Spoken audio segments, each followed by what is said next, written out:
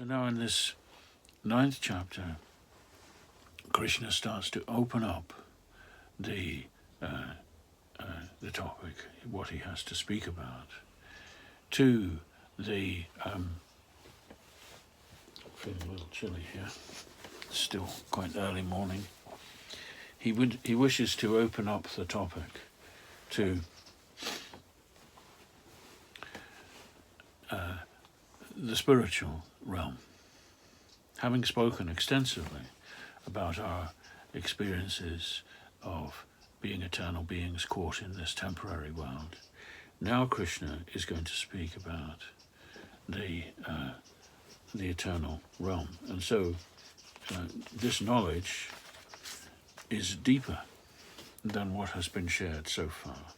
So Krishna begins, and this is the translation made by Srila Prabhupada, my guru. The Supreme Lord said, "My dear Arjuna, because you are never envious of me, I shall impart to you this most secret wisdom, knowing which you shall be relieved of the miseries of material existence." The Supreme Lord said, so this is Krishna speaking. Why has the Bhagavad Gita, got this special place in the world of spiritual teachings? It is because it is one of the very few, perhaps in some ways the only, record of God speaking. Even in the scriptures of India, there are not many places where the Supreme Lord himself speaks, and especially in this intimate tone, because he's speaking to his friend whose name is Arjuna.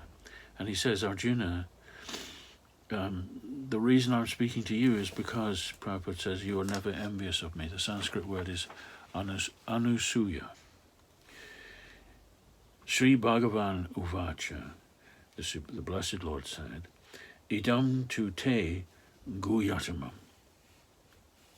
I'm speaking to you. This guyatamam means this topmost secret. Pravakshyami anusuyave. I'm speaking it to you because you are anusuya. Anusuya means a person who is without envy. And we can turn that round into a positive statement to say a person who lives in trust. When I encounter Krishna, I have the choice. We all have the choice. How am I going to respond to this extraordinary personality who we hear about from the ancient literatures of India? Am I going to respond in a skeptical way, or really, what's this? Some cowherd boy who has been deified, why on earth? Or I could think, yes, this is what primitive people do, it's a superstitious idea of God. Or, I have the choice, or I could think, how extraordinary. A child, and he is said to be God himself. And he played in the forest and herded the cows. He has a flute. And later in life, he delivered this amazing teaching of the Bhagavad Gita. So the choice is yours, how you wish to respond.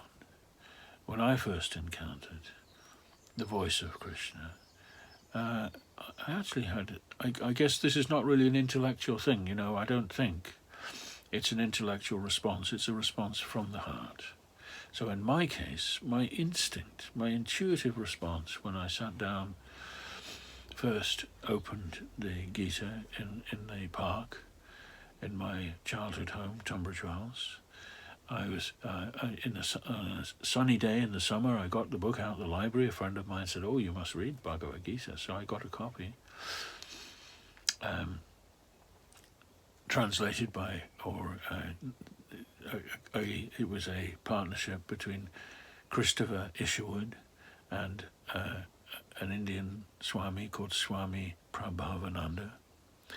So they produced this edition of the Gita, very literary, beautifully written, poetic, and I sat down, and within a few minutes, I put the book down and I just thought to myself, how extraordinary, because this sounds to me like the same voice that I heard when at school we used to learn about Jesus, who spoke as a messenger of God.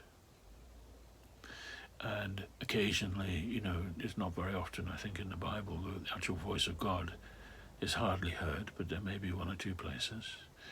And I thought to myself, how come that my teachers, who were monks, how come they didn't tell me that there's more information about God, and God even spoke?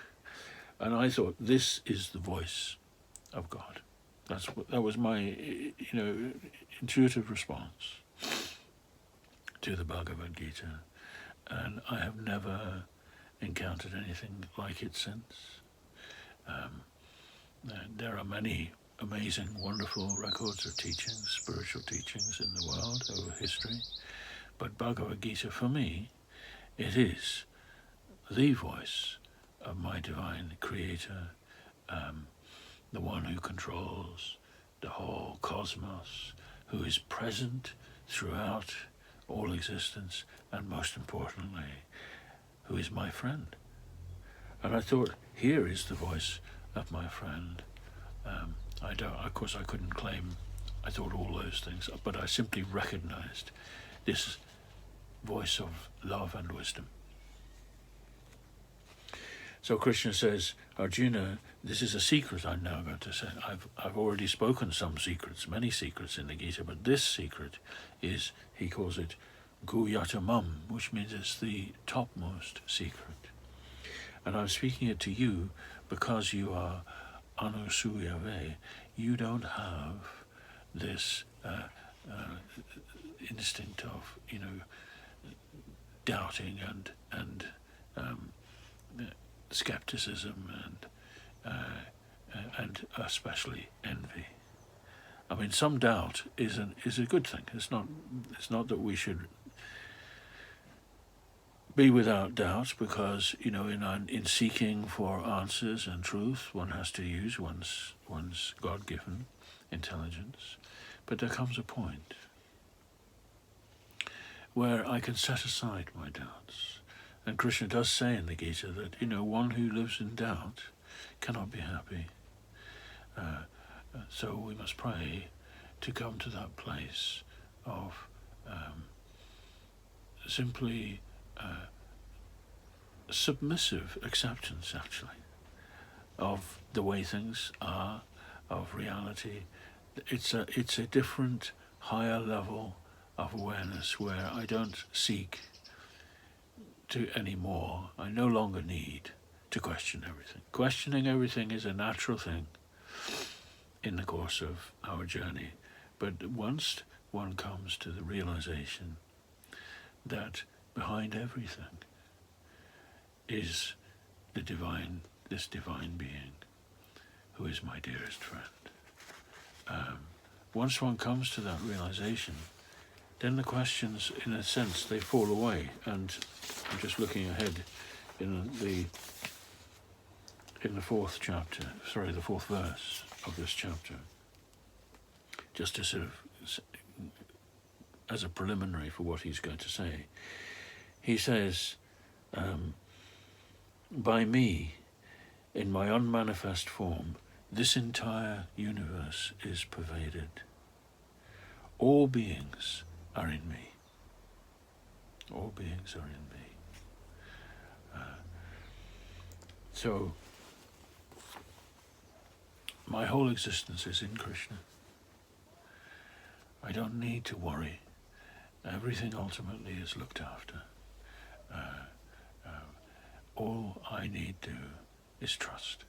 And that's why Krishna says to Arjuna, because you have trust, therefore I'm willing to speak to you this greatest secret, anu suyave, you are without envy. And so this great secret, and then he goes on, jnanam vijnanam sahitam. This secret I'm going to talk to you about. It has all knowledge. Jnanam means knowledge. It is the deepest knowledge. And vijnanam is a deeper kind of knowledge. It's an actual, there is, one kind of knowledge is based on things I've heard, things I've learned. So we could say that's jnana. And vijnanam is things I have directly applied in my life and experienced to be true. So Krishna is going to speak about that now. And he's going to speak about, if you live according to this knowledge and make it, incorporate it completely into your life and into your existence, then yajgyatva mokshase shubhat. Knowing this, you will be mokshase shubhat means you will be released from this world of unhappiness, this world of misery. Of course, we struggle against the unhappiness of this world. It's not natural to us. We are by nature, we are all blissful beings. That's my true nature. If I want to experience that bliss, one way is simply to cease my involvement with all the struggles of this world. And if I can find that, if I turn inwards, I will find that bliss. It's there. We all have it. So Krishna says, I'm going to reveal this to you because you trust me. And Prabhupada explains in his explanation here on this verse and the next verse, we'll look at the next verse next week. He explains that to this point in the Gita, essentially, we've learned that we are all eternal beings. And that is, in itself, that is confidential knowledge. It's a secret knowledge that's not known to most people. We see this in this world, that very few people truly understand that I'm an eternal being, that there is no such thing as death, and that I'm not here in this world simply to try to enjoy it, to control it, to achieve so many things, wonderful though they may be. That's not really why I'm here. I'm here as an eternal being to find, in the first instance, you could say, to find myself, who I am. And the beginning of that discovery is to know that I am eternal. Now, for many, once having understood that I'm eternal, that might feel like that's the conclusion. Since I'm an eternal being, I am, as we call in Sanskrit, I am Brahman, I am a spirit. And everything ultimately is Brahman. So I have no more to do. I can simply withdraw from all activity and enter this, as we can in meditation, we can enter this state of eternal peace. But Prabhupada makes a very interesting point. He just points out that after all, the soul is active by nature. I mean, how do I know that the spirit is present in a physical body? Because the body is active. When the body ceases to be active, the body and the mind becomes still and ceases to be active, then we call it dead. And this actually, what this means, this supposed death, it means the soul has left. The soul, which in Sanskrit we call the Atma or the Jivatma. The Jiva has left this body and has gone somewhere else, withdrawn. So naturally the question arises, if the soul is the source of activity, or we could put it another way, you could say the soul is activity, the soul is life. So what then is the life going to be? Or what is the soul going to do? How is the soul going to manifest? Is it simply going to be still for the rest of eternity? Which doesn't seem, I was going to say it's not logical. I'm using my brain now, but using my heart also, I could say that my heart is by nature dynamic and filled with life, energy. So what will that ongoing activity be? And that's what Krishna is going to speak about here. He's going to speak about what is the action of the soul. So we're going to have to finish there, because if this recording gets too long, it's difficult to upload, to be honest.